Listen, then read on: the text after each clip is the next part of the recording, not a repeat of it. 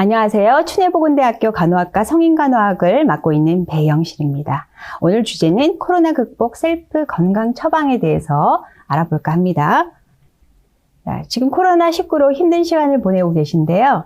코로나19 위기 극복 방법에 대해서 그리고 대처 방법에 대해서 설명드리고자 합니다. 가장 중요한 거는 자신의 건강은 스스로가 지키는 거죠. 그래서 건강 유지와 또 관리와 증진을 위해서 본인이 열심히 노력해서 활동하는 그러한 건강 처방에 대해서 일단 설명드리고자 합니다. 목차를 보시겠습니다.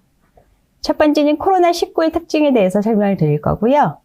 두 번째는 코로나19 이후에 우리들의 생활이 어떻게 변화됐는지를 한번 알아보도록 하겠습니다. 세 번째는 코로나로 인해서 건강 문제가 무엇이고 또 어떤 문제들이 일어나고 그 문제에 대한 어떤 대처법은 무엇인지에 대해서 살펴보도록 하고요. 네 번째는 이러한 건강 문제라든지 대처법에 대한 그런 건강 문제에 대한 처방에 대해서 셀프 처방은 어떤 것이 있는지에 대해서 한번 알아보도록 하겠습니다. 자, 코로나 바이러스 감염증 19, 코비드19라고 그러죠. 도대체 무엇인가? 자, 코로나라는 말은요. 그 왕관을 크라운이라고 하는데 크라운의 라틴어가 코로나라고 합니다. 자, 오른쪽에는 지금 바이러스가 코로나 바이러스인데요. 이 왕관과 굉장히 많이 닮았죠. 비슷하다고 해서 코로나 바이러스라고 부르죠.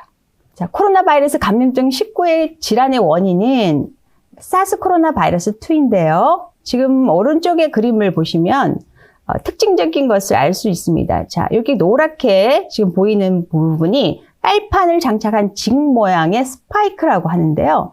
이 스파이크가 우리 몸 안으로 이 바이러스의 RNA를 이동시키는 통로라고 보시면 되겠습니다. 그렇다면 코비드19에 대한 감염 예방과 건강관리에 더 신경을 써야 하는 이유에 대해서 한번 살펴볼까요? 2002년도에 사스가 유행을 했죠.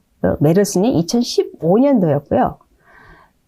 사스와 메르스는 사실은 감염자들이 증상을 다 나타냈습니다. 기침을 한다거나 또 호흡이 힘들다거나 열이 난다거나 이런 증상을 나타내서 병원에 가게 되면 격리를 하죠. 격리되어서 치료를 하면 사실 사망률이 치사율이 굉장히 높았던 것이 사스와 메르스였어요. 하지만 감염자들은 그런 증상을 나타냈기 때문에 빨리 입원을 할 수 있은 경우가 바로 사스와 메르스거든요. 근데 코로나19는 좀 다릅니다. 사스와 메르스에서 나타나는 유증상자, 즉 유증상이 있는 반면에 무증상도 있다는 거죠. 이 A라는 사람이 지금 증상이 아무것도 없어요. 감기도 아니고 기침도 아니고 열도 안 나요. 그런데 어느 날 검사를 해보니까 코로나 바이러스에 감염되었다라는 경우가 많습니다. 즉 유증상자만이 아니라 무증상자도 감염자가 될 수 있다는 것을 명심해야 됩니다. 코로나 이후 달라진 우리들의 생활 방식은 무엇인지 한번 알아보도록 할게요. 자, 건강식품 관심이 증가하고 있습니다. 건강기능식품 섭취는 그 면역력 증진을 도우기 위해서 또 도움을 받으려는 소비자가 증가하고 있고요. 이 추이를 보시면 2018년도, 19년도, 2020년도에 이렇게 증가를 하는 것을 볼 수 있습니다. 또 코로나19로 인해서 외출이 자제가 되고 또 외식이 또 줄어들고 또 사람들을 만날 때도 지금은 5인 이상으로 만나면 안 되잖아요. 그러니까 사람 만나는 것도 많이 줄었고 또 쇼핑도 할 수 없고 그러니까 집에만 있다 보니까 집에서 식사 대체를 할 수 있는 식품이라든지 또는 장기간 보관하는 식품들, 라면이라든지 냉동식품, 제품 이런 것들 선호도가 증가하게 되고요. 근데 이런 것들이 간편하긴 하나 또 단점으로는 체중이 증가한다는 것이 문제죠. 그래서 이런 코로나 확산에 의해서 식품 관심, 즉 장기간 보관할 수 있는 음식 이런 것들이 증가하는 추세를 보이고 있고요. 또 학생들은 집에서 원격 수업을 하고요. 또 직장인은 집에서 또 재택근무를 하게 되죠.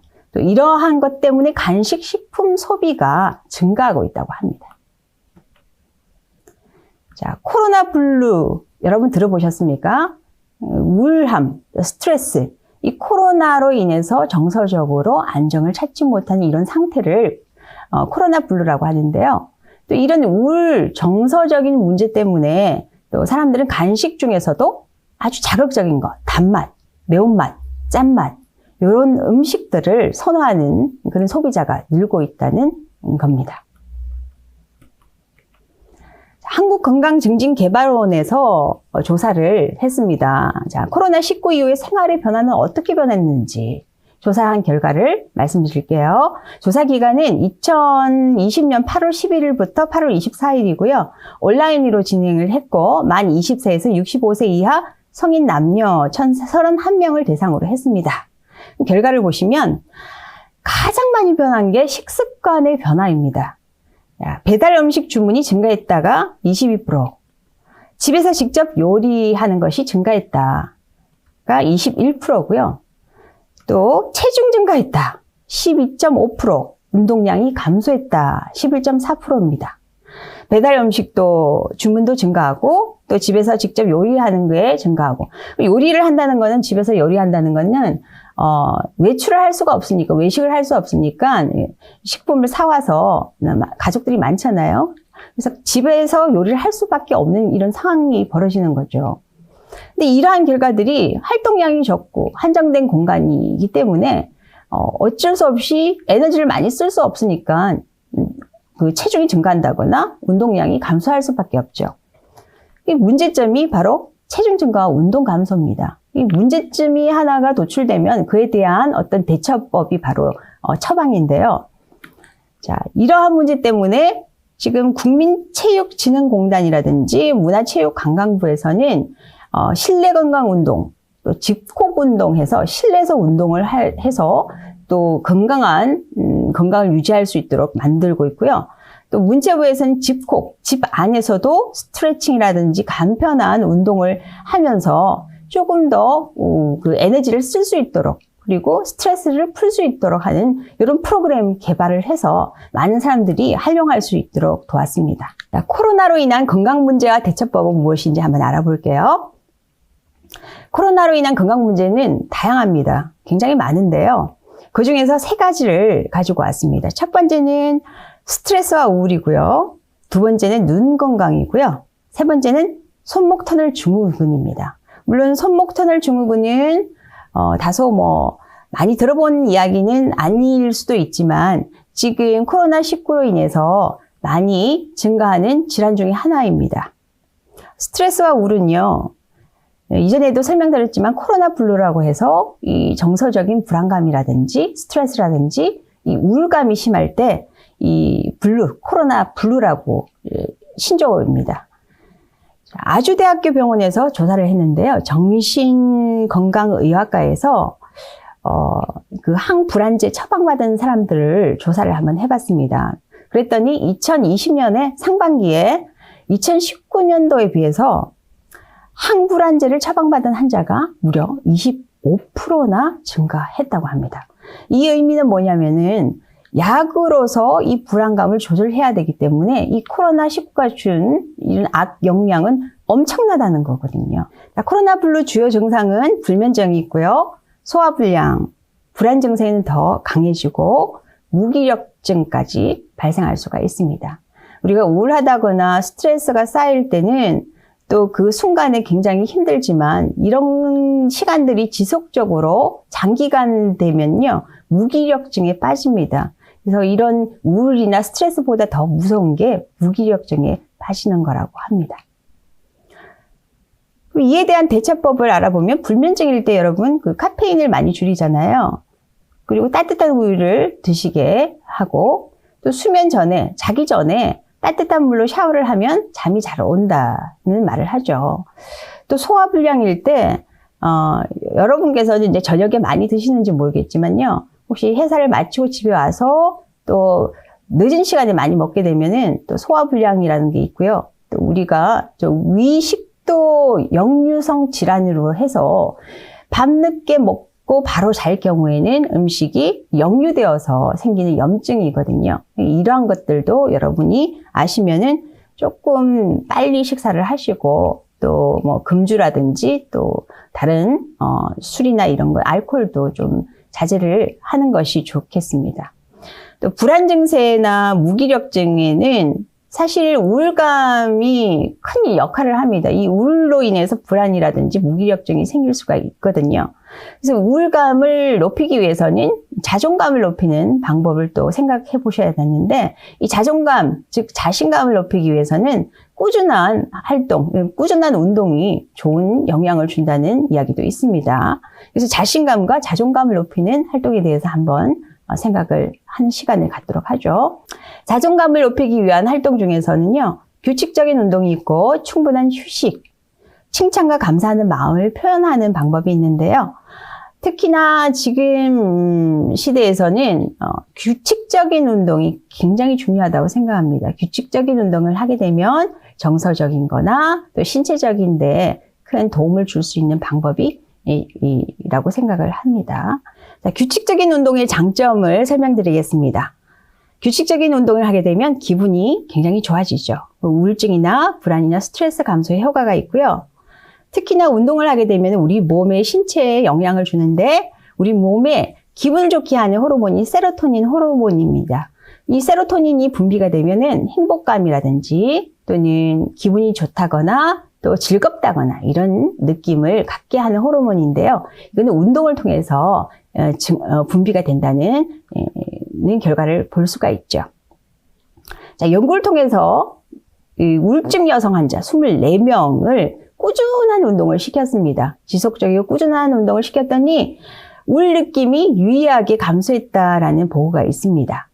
근데 그 운동의 강도는 별 도움은 안 됐고요. 단지 영향을 준 거는 꾸준하게 했느냐, 지속적으로 했느냐가 큰 영향을 줬다고 합니다.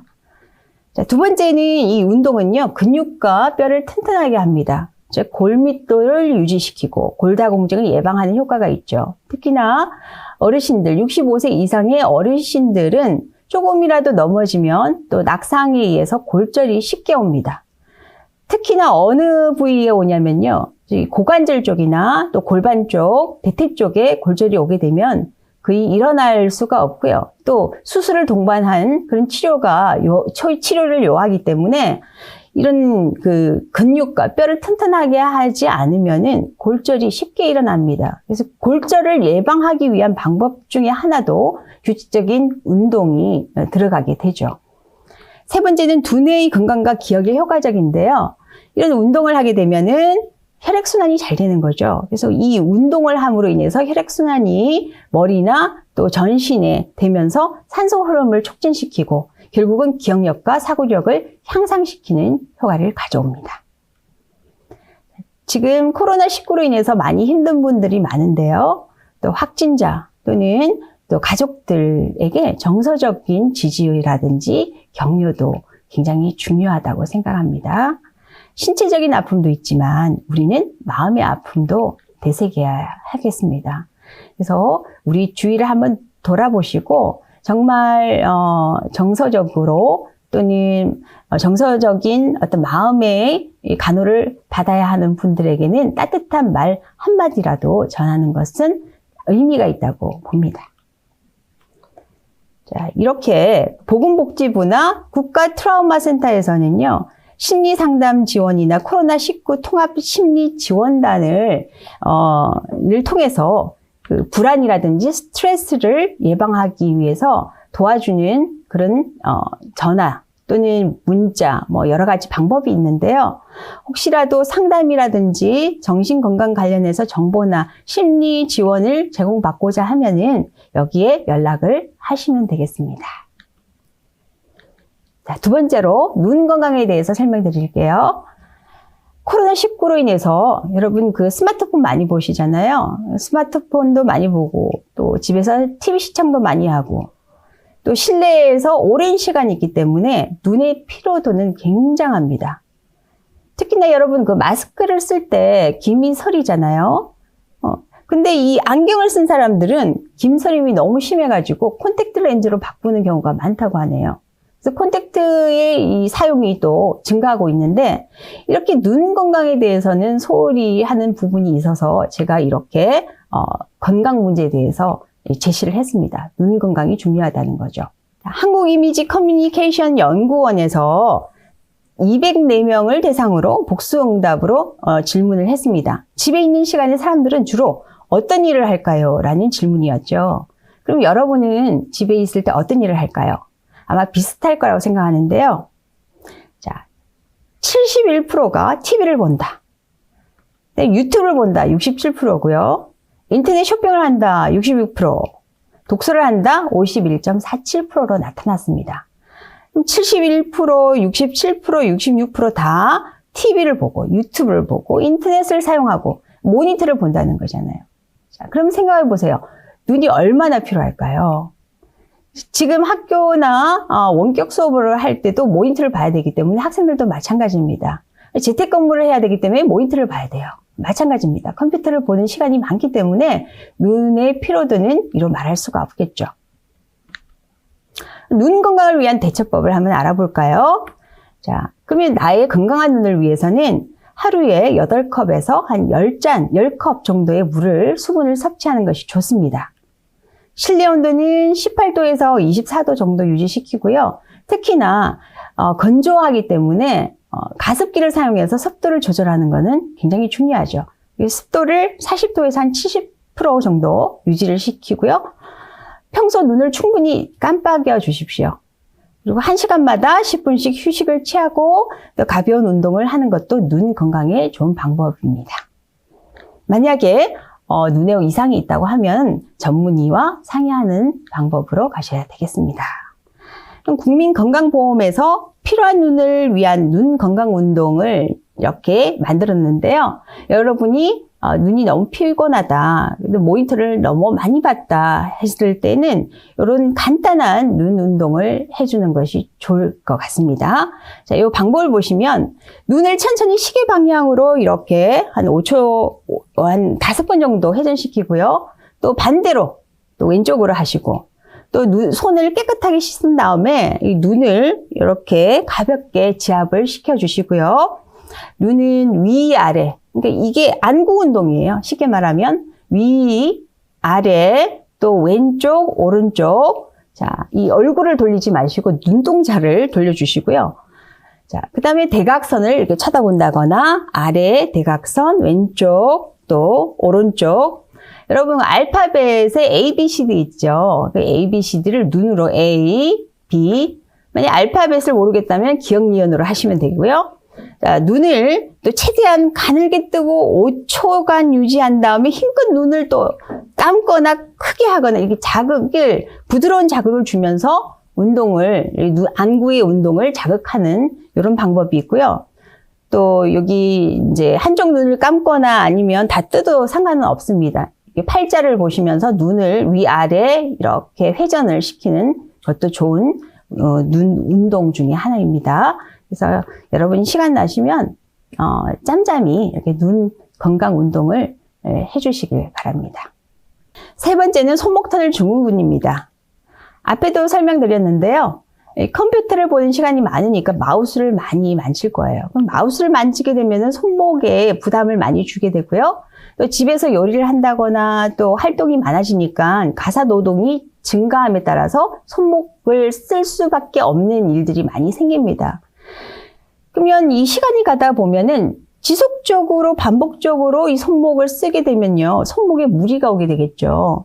그때는 통증이라든지 손가락 저림 증상이 나타나는데요. 이런 대표적인 질환이 바로 손목 터널 증후군, 똑같은 말로 수근관 증후군이라고 합니다. 그럼 잠시 제가 손목 터널 증후군에 대해서 설명을 드릴게요. 자, 여기 그림 보시면 노랗게 해서 고무줄 같이 생긴 거 있죠. 자, 여러분 그 손바닥 왼쪽 오른쪽 상관없습니다. 여기 손목 주위에 중안에 이게 중간에 있다고 해서 정중신경이라고 불리거든요. 이 정중신경이 이렇게 손가락을 향해서 이렇게 뻗쳐져 있어요. 그럼 첫 번째, 두 번째, 세 번째, 네 번째 반 정도까지 손이 저리다거나 통증을 느낄 경우가 있거든요. 그 이유는 뭐냐면은 여기 보시면은 인대라는 게 있습니다. 인대가 있는데 이 인대가 손목을 많이 사용하게 되면 굵어져 가지고 그 아래에 있는 정중신경을 누르게 됩니다. 그럼 이 치료 방법은 어떻게 되냐면 이 굵은 인대를 절개를 해주는 게 치료입니다. 그래서 이러한 통증이 있느냐 없느냐는 자가 테스트로도 가능하고요. 이 자가 테스트, 유명한 자가 테스트가 있는데 두 가지는 제가 뒤에서 설명을 드릴게요. 그럼 증상을 먼저 아셔야 되겠죠. 증상은 손목 통증이라든지 손가락 저림이라든지 우리가 단추를 잠글 때 손목이 아파서 굉장히 힘든 경우가 많습니다. 또 전화기를 잡을 때 손목을 움직일 때 통증이라든지 저림감을 느낄 수가 있거든요. 심한 경우에는 어깨까지 통증을 호소하는 환자들이 많아요. 자, 손목 터널 증후군 자가 테스트, 그러면 어떻게 하는지 한번 알아보도록 하겠습니다. 지금 화면에는 팔렌 검사라고 적혀 있는데요. 이 팔을 내린 상태에서 검사를 하는 겁니다. 양 손목을 이렇게 구부리시고 손등과 손목 윗부분을 서로 맞대어야 됩니다. 이렇게 맞대어서 40초 또는 40초에서 한 60초간 유지를 시키다 보면은 갑자기 손이 저리다거나 통증을 느끼는 경우가 있거든요. 그러면 의심해 볼 필요가 있다는 거죠. 본인이 스스로 진단 내리기는 힘드니까 의심해 볼 필요가 있다라는 사람은 병원에 가야 되겠죠. 자, 두 번째 방법은요. 이렇게 엄지검지를 맞대고 손목을 살짝 구부려야 합니다. 그럼 구부리면은 여기에 크게 만져지는 힘줄이 있을 거예요. 얘를 꾹꾹 누르거나 톡톡 치게 되면은 굉장히 통증이나 저림감을 느낄 수가 있거든요. 둘 중에 하나를 선택을 하셔서 내가 이거 지금 통증을 느낀다라고 하시는 분은 꼭 정형외과에 가셔서 진료를 한번 받아보시는 방향으로 하시는 게 좋겠습니다. 그럼 이러한 손목 터널 증후군을 예방하기 위한 스트레칭 방법이 있는데 이것도 한번 알아보도록 하겠습니다. 자, 처음에는요, 여러분 손목을 이렇게 뒤로 젖히세요.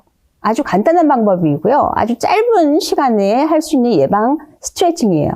이렇게 뒤로 젖히고 손가락을 느슨하게 그냥 이완을 시켜주세요.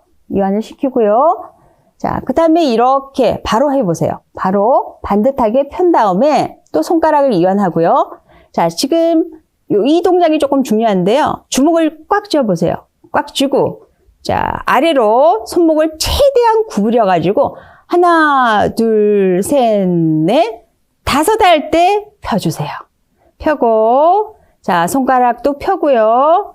자, 이제 이완을 시키는 거죠. 그래서 이렇게 턴다거나 손을 또는 팔, 어깨 이렇게 스트레칭 하듯이 자주자주 해주면 손목 터널 증후군을 예방할 수 있으니 여러분이 생각날 때마다 열심히 해주시면 되겠습니다. 자, 여기에는 이제 영상을 잠시 보겠습니다. 자, 지금 손을 굽혀서 손목을 굽혔죠? 자, 손가락을 이완시키고요. 다시 펴니다. 제자리로 와서 또 이완을 시키고요. 자, 주먹 쥐었죠? 주먹을 쥐고, 자, 손목을 굽힙니다. 아래로. 1초, 2초, 3초, 4초, 5초 해서 펴고 이완시켜서 다시 팔을 튼다거나 또 팔을 동작을 이렇게 헛는다거나 하는 동작입니다.